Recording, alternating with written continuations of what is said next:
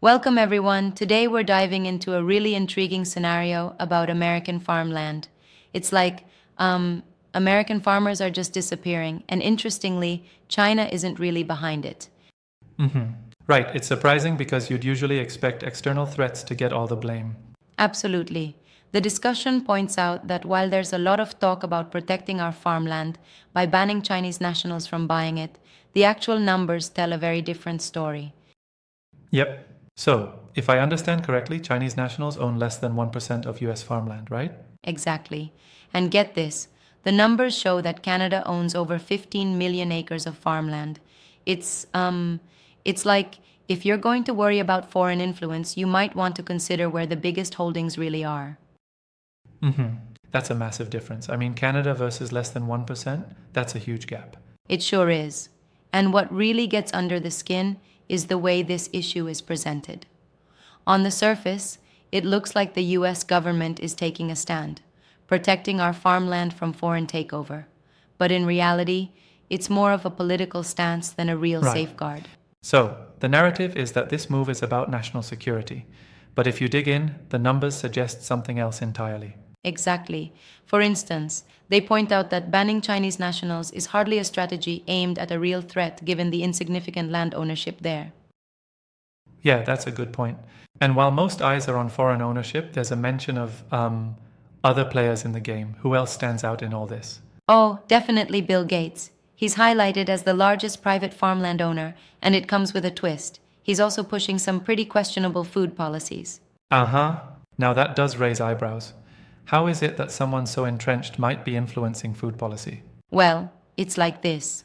While the government is busy banning a barely relevant group from buying land, we have a scenario where corporate interests and big names like Gates are quietly consolidating control. It almost sounds like a distraction tactic, doesn't it? Yeah, it sure does.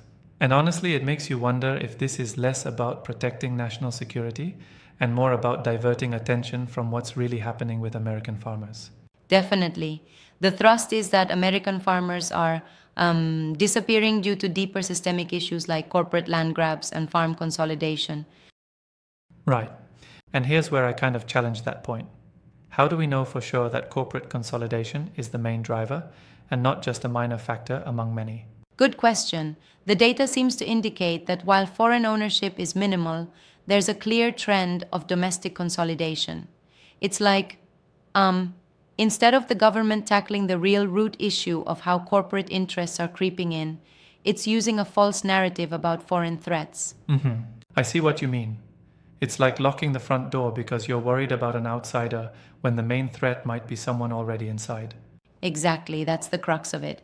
And then there's the USDA's National Farm Security Action Plan, which seems to be a sort of smoke and mirrors solution.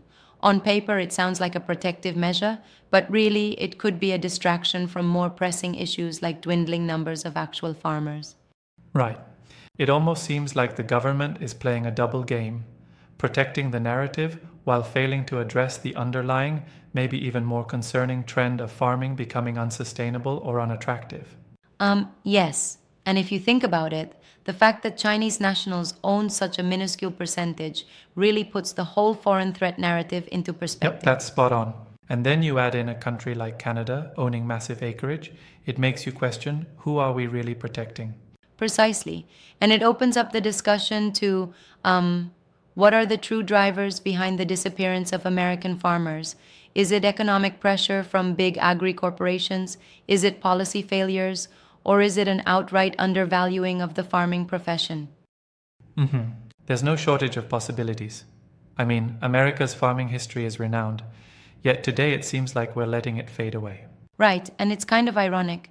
You're talking about protecting farmland, while in reality, the regulatory focus might be misdirected. It's like putting up a fence around the wrong Yeah, field. that's a vivid image. And it also raises the question of accountability. If major players like Bill Gates hold so much farmland, where do we, as citizens and potential voters, push for scrutiny? Exactly. There's a real lack of discussion on scrutinizing these corporate giants and their influence on food policy. Instead, we get this narrative that feels like a diversion from the much larger issue of corporate consolidation. and the economic challenges faced by American farmers. And it's not just about farmland either. It reflects a broader narrative about who really benefits from the current policies: domestic farmers or large scale investors and corporate entities. Absolutely. And think about it. While the government is busy enforcing bans on a nearly irrelevant ownership group, there's a silent shift where local farmers are being edged out and forgotten. Yeah, that definitely is concerning. I mean, isn't it the very backbone of a nation to have robust local agriculture? It is, and yet we see more and more cases where traditional farming is not just a lifestyle, but a disappearing profession. It's like our food is being concentrated in the hands of a few powerful players while the average farmer struggles. Right, exactly.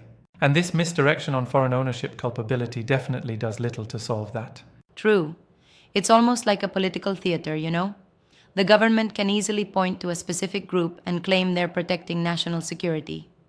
Meanwhile, the real, small scale heroes, the American farmers, end up suffering this misallocation of focus. Yep. And it almost makes you think, are these policies ever going to address the fundamental challenges in agriculture, like rising costs, climate change, or labor shortages? That's the $1 million question. It's like if you're treating the symptom but ignoring the disease. The measures taken seem to be more about, well, optics than actual sustainable solutions for farming communities. I hear you. And while national security is, of course, important, it shouldn't come at the cost of real support for American agriculture. Exactly. The whole debate at its core seems to be about misdirection. Instead of drilling down on public policies that could truly help protect and nurture American farming, a lot of energy is spent on demonizing a very small fraction of foreign landowners. Yeah, that's true. And then there's the public perception. If voters think it's a national security issue, they might never question why domestic issues like corporate land acquisition aren't getting the same level of attention. Right, and that's dangerous. It solidifies a narrative that is easier to sell but doesn't reflect the underlying problems. It's like painting a simple picture when the reality is very, very complex. Exactly. It certainly sounds like a call for a much more nuanced conversation about the future of agriculture in America, one that goes beyond finger pointing and addresses structural challenges. Absolutely. At the end of the day, it's about seeking accountability and real solutions for our farmers, ensuring that policy is rooted in facts rather than misleading narratives. Yeah, indeed.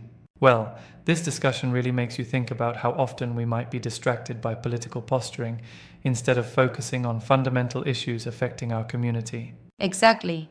And it's these conversations that can finally push for change, when we all start noticing where the real impacts lie. Right on. Thanks for such a deep dive into this topic. It definitely gives us a lot to chew on regarding American farmland and policy direction. Totally.